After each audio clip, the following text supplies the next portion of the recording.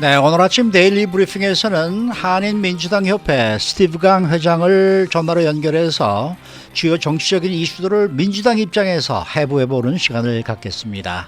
지금 전화에는 스티브 강 회장이 연결되어 있는데요. 안녕하십니까? 네, 안녕하세요. 네, 조 바이든 대통령이 인프라 예산안을 논의하고 있는 양당 상원 의원들과 예산안을 타결했다라고 발표를 했습니다. 이게 만일 통과가 된다면은 바이든 대통령에게는 큰 의미가 될 것 같은데요. 어떻게 기대하십니까? 네, 지난주 조 바이든 대통령은 일단 양당 연방 상원의원들과 백악관에서 미팅을 가졌습니다. 네. 그래서 이 미팅에서는 물론 짧은 미팅이었지만 초당적 인프라 예산, 지금 굉장히 핫한 이슈로 떠오르고 있는데요. 이거에 대한 전체적인 프레임워크에 모두가 동의했다고 발표를 해서 네. 그 당시 아주 좋은 평가를 받고 있습니다. 그래서 이제 청취자분들도 많이 아시겠지만 바이든 대통령은 이제 지난 1월 20일 이제 취임 연설에서 미국에 있는 모든 국민들의 대통령이 되겠다라고 약속을 했는데요.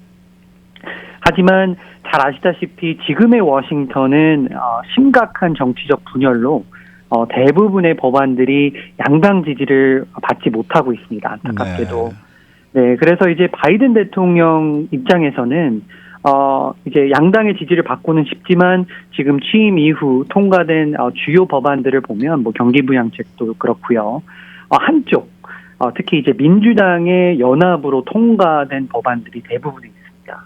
물론 거기서 이제 아시안 증오 범죄 관련된 법안은 압도적인 양당 지지로 통과가 됐지만 뭐 이런 법안 빼고 진짜 많은 이제 정치인들이 이슈를 갖고 있는 뭐 경기부양책이나 이번 인프라 이런 쪽은 한쪽으로 좀 쏠리는 현상이 있는데요.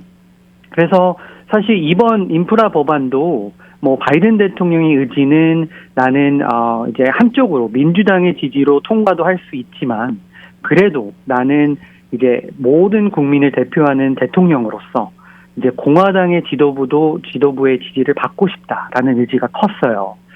네, 그래서 이렇게 협상을 하고 처음에는 더 큰 금액, 더 큰 예산을 제시를 하고 했지만 지금의 협상으로서 양쪽 이제 양보를 해서 어느 정도 그 큰 프레임워크를 이제 동의를 했는데요.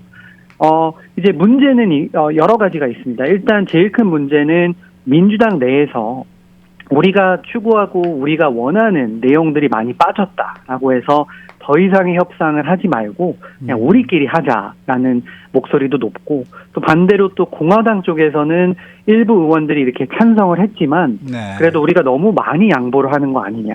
우리 그냥 반대하자라고 양쪽에 이런 사이드가 있습니다. 그래서 지금 바이든 대통령의 입장에서 볼 때는 리스크가 커요. 그래서 이렇게 민주당의 일부 반대를 이제 무릅쓰고 이제 양당 협상을 계속 추진하고 있는데 잘 되면 큰 박수를 받을 수는 있지만 만약에 실패된다면 이제 정치적 리스크가 있거든요.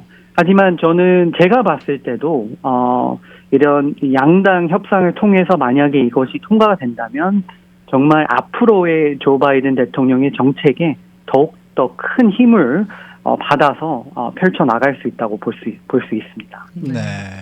자, 국민을 위한 법안, 선거개혁 법안, 이 법안이 연방 상원에서 무산됐는데요. 바이든 대통령을 비롯해서 민주당 지도부는 지난 대선 이후에 선거개혁을 선언을 하고 이 해당 법안을 통과시키려고 많은 노력을 하고 있었는데, 자, 이번 결과는 어떤 의미가 있을까요? 네, 일단 이제 인프라 법안 때문에 아마 이제 선거개혁 법안의 내용이 크게 이제 홍보가 되지 않은 걸로 알고 있습니다. 네, 그래서 맞습니다. 예, 그래서 이 영어 타이틀은 For the People's Act거든요. 그래서 한국어로 할 때는 뭐 국민을 위한 법안이라고 이제 할 수가 있는데 일단 이 투표 결과를 보면 연방 상원에서 찬성 50표, 반대 50을 받아서 아시다시피 필러버스터가 있기 때문에 항상 상원에서는 60표 이상을 확보를 해야 됩니다. 그래서 아쉽게도 이제 양쪽 민주당 50, 공화당 50으로 찬반이 갈렸기 때문에 이제 통과가 안 됐는데, 이 법안에 크게 이제 세 가지 항목으로 구성이 됐는데요. 일단 이제 첫 번째는 투표 권리 조항이 있습니다. 그래서 이 부분은 이제 투표 과정을 더욱더 쉽게 해서 더 많은 사람이 미국 선거에 어느 지역, 어느 커뮤니티에 살고 있던지 참여할 수 있도록 하는 거거든요. 그래서 뭐 자동 유권자 등록, 이곳 캘리포니아도 그런 시스템이 있지만 뭐 유권자 등록이나 뭐 수정 등을 온라인으로 쉽게 할 수 있는 이런 장치들을 이제 갖게 하는 첫 번째 조항이 있습니다. 그래서 일단 두 번째는 선거 자금 항목이 있습니다. 네. 그래서 소액 기부를 이제 기부하고 후원금을 내자는 취지인데요. 여기서 이곳 로스앤젤레스 지역 같은 경우는 시의원 후보로 나가면 매칭 펀드로 뭐 이곳 로스앤젤레스 지역에 살고 있는 유권자가 뭐 5불이 되면 그게 10불로 이제 정부에서 매칭 펀드가 주는 이러한 비슷하게 매칭 펀드 시스템을 설립하는 그런 것도 있습니다. 네. 그래서 마지막으로 이제 세 번째는 윤리 항목도 있는데요. 이제 출마자가 이제 세금 정산, 뭐 명세를 이제 공개하도록 이제 transparency 관련된 이슈인데 이런 정치 로비 활동 뭐 이런 것에 조금 더 감독을 강화하겠다는 이제 취지에서 이런 내용 세 가지 조항들이 있습니다.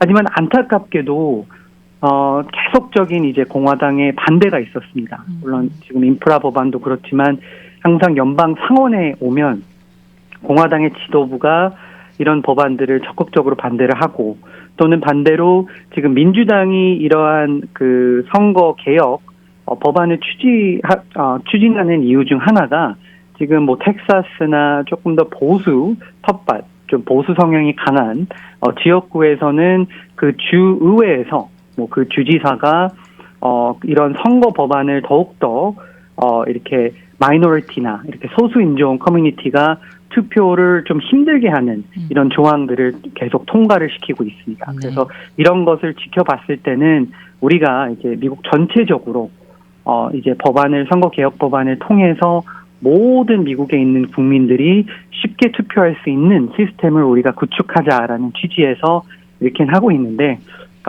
계속적인 공화당의 반대가 너무나 안타깝습니다. 이 선거 개혁 법안처럼 여러 중요한 안건들이 말입니다. 지금 연방 상원에서 아까 말씀하신 대로 공화당의 반대로 통과를 하지 못하고 있습니다. 그래서 민주당 내에서는 지금 필리버스터를 좀 없애버리자 이 반대 움직임이 더 커지고 있는데 과연 필리버스터 이 폐지가 가능하다고 보십니까? 네, 처음에는 저도 이 폐지가 불가능하다고 생각을 했는데요. 왜냐하면 이제 최 앵커께서도 아시지만 뭐 맨션 의원이나 또 시네마 아리조나 이 두 민주당 소속 연방 상원 의원이지만 굉장히 이제 중도 성향을 가진 의원들이죠. 그리고 그 지역구가 사실은 좀 보수 성향이 강한 지역구에서 이제 선거를 당선이 돼서 지금 의정 활동을 하고 있는데 하지만 지금 민주당의 상황은 이 두 의원을 계속해서 압박을 하고 있습니다. 지금 뭐 인프라 법안도 그렇고 개혁 이런 선거 개혁 법안도 그렇고 사실 이제 대통령이 이렇게 새롭게 취임이 되면 원래 이런 허니문 페이즈라고 있지 않습니까? 네. 그래서 뭐 처음에 첫 6개월 또는 1년 동안은 이 새로운 대통령이 또 국민들이 새로운 지도자를 이제 투표를 했기 때문에 이분이 펼치고 싶은 어젠다는 어느 정도는 지지를 해줘야 된다는 그런 리스펙트가 있었습니다. 네. 하지만 조금 전에도 저도 언급을 했지만 이 워싱턴의 정치적 분열 때문에 사실 초당적이라는 법안들이 지금은 사실 불가능한 현실이거든요. 네. 그래서 이 민주당 내에서는 필리버스터를 연방 상원의 필리버스터를 폐지하자는 이런 말이 높게 나오고 있어요. 조금 전에도 저희가 얘기는 했지만 연방 하원과 달리 이제 상원에서는 다수당으로 이 대부분의 법안이 통과되는 게 아니라 60표 이상을 받아야지만 이 한 의원의 이제 필리버스터를 막을 수가 있습니다. 그래서 이렇게 막으려면 그러면 청취자분들께서는 궁금한 부분이 있을 거예요. 아니 지금 상원은 50대 50, 민주당 50, 공화당이 50 있는데 어떻게 룰을 체인지하냐라고 궁금하실 수가 있는데 이제 대부분의 법안이 이렇게 60표를 얻어서 통과가 돼야 되지만 하지만 연방 상원의 룰을 바꾸는 거는 이제 51표를 확보를 하면 이게 바꿀 수가 있습니다. 그래서 지금 민주당의 50표 플러스 만약에 이제 50대 50으로 갈리면 카말라 해리스 부통령의 캐스팅 보트로 이 그 연방 상원의 이제 룰을 바꿀 수 있기 때문에 충분히 이 필리버스터를 폐지할 수는 있는데요. 뭐 하지만 이 두 아리조나 또 소속 의원 그리고 맨션 이 두 민주당 의원들은 아직까지도 그 필리버스터 폐지를 반대하는 입장을 유지하고 있기 때문에 조금 더 지켜봐야 될 것 같지만 그래도 앞으로 지속적으로 계속 이런 흐름으로 나간다면 민주당 내에서도 이 두 의원을 더욱 압박을 해서 왠지 이제 필리버스터를 아예 이제 폐지를 해서 이제 다수 표결로 이제 연방 하원처럼 연방 상원도 나가지 않을까라는 생각이 듭니다. 네. 자, 지난 주말에 도널드 트럼프 전 대통령이 퇴임 후 처음으로 야외 집회에 참여를 했는데 그 집회는 2020년 중간선거 캠페인을 알리는 의미를 갖고 있다. 뭐 이렇게 알고 있습니다. 자, 공화당 지도부는 트럼프 전 대통령의 도움을 통해서 중간선거에서 연방 하원, 상원을 다시 찾겠다. 그런 의지를 보이고 있는데 민주당의 입장은 어떻습니까? 네, 사실 뭐 저를 비롯해서 많은 민주당 소속 하시는 분들이 지난 주말에 있었던 그 오하이오 집회 연설을 집중해서 봤어요. 왜냐하면 그것이 이제 거기에 이제 행보에 따라서 아직까지도 이제 트럼프 대통령을 지지하는 분들이 많나 또는 어떤 메시지를 제시할지라는 궁금증이 많았는데 오히려 그 지난 집회를 보고 저희들은 이제 안심을 하고 있습니다. 네. 왜냐하면 이제 일단 트럼프 전 대통령은 이제 오하이오 주를 찾았는데요. 오하이오 주가 뭐 2016년에도 그랬고 2020년 대선 둘 다 이제 경합주이긴 하지만 나름 큰 표 차이로 트럼프 전 대통령이 이제 차지를 했습니다. 네. 당선이 된 곳인데 그래서 뭐 많은 지지자들이 모이는 거는 당연히 하죠. 당연하죠. 아직까지도 트럼프 전 대통령이 오하이오 주에서는 전폭적인 지지를 받고 있으니까요. 예. 그래서 오히려 그런 뭐 수백 명 또는 수천 명의 그런 지지자들이 모인 그런 그 픽처보다는 사실 저희는 이제 내용을 살펴봤는데 크게 달라진 내용은 없었습니다. 뭐 일단 트럼프 전 대통령은 작년 대선에 관한 이제 근거 없는 주장을 계속 되풀이하고 있고요. 저희가 다 아는 그런 내용들을 계속 되풀이했고, 네. 그리고 뭐 미디어, 주류 미디어나 뭐 CNN, 뭐 정치인들 이렇게 안 좋게 이야기하는 그런 프레임도 있었지만 사실 이곳을 찾은 이유 중 하나가 제일 중요한 이유는 이제 트럼프 전 대통령이 이 찾은 지역구는 사실 이제 공화당 소속인 앤토니 곤잘레스라는 의원 하원 지역구예요. 예. 그래서 이곳 찾은 이유 중 하나가 맥스 밀러라는 지금 새로운 하원 후보가 이제 출마를 했는데 밀러 후보가 이제 트럼프 정부에서 백악관 보좌관을 지낸 분입니다. 그래서 이분을 이제 맥스 밀러 후보를 지지하기 위해서 왔는데 오히려 이렇게 앤토니 곤잘레스 그 후보가 있지만 의원이 있지만 이 맥스 밀러 후보를 지지한 이유 중 하나가 지난 이제 1월에 있었던 이제 탄핵 표결에서 이제 곤잘레스는 공화당 소속이지만 거의 10명의 공화당 의원들이 이제 리스 체이니를 포함해서 이제 탄핵 찬성 투표를 했거든요. 예. 그래서 여기에서 이제 복수하기 위해서 사실 트럼프 대통령이 이 오하이오 지역구를 찾았습니다. 그래서 이렇게 사실 지금 뭐 오렌지 카운티에 이렇게 민주당에서 공화당 왔다 갔다 하는 이런 스윙 디스트릭트를 찾은 게 아니라 이렇게 복수하려는 그 목적을 가지고 이런 현직 이제 공화당 의원들을 어택을 하다 보니까 네. 오히려 저희 입장에서는 이런 행보는 이제 공화당 내에서 이제 분열을 더욱더 키울 수 있다라는 생각을 가지고 있기 때문에 오히려 이런 그 액티비티 또는 이런 집회는 민주당에게 더 큰 힘을 주지 않을까라는 생각이 들고요.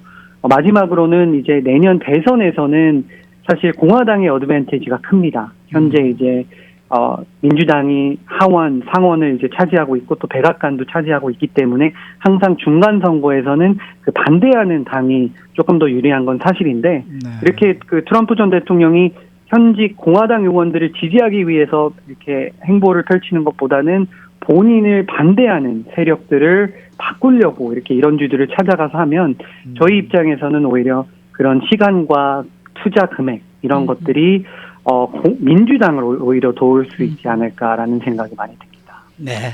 오늘 말씀 잘 들었습니다. 감사합니다. 네, 지금까지 한인민주당 협회 스티브 강 회장과 함께했습니다.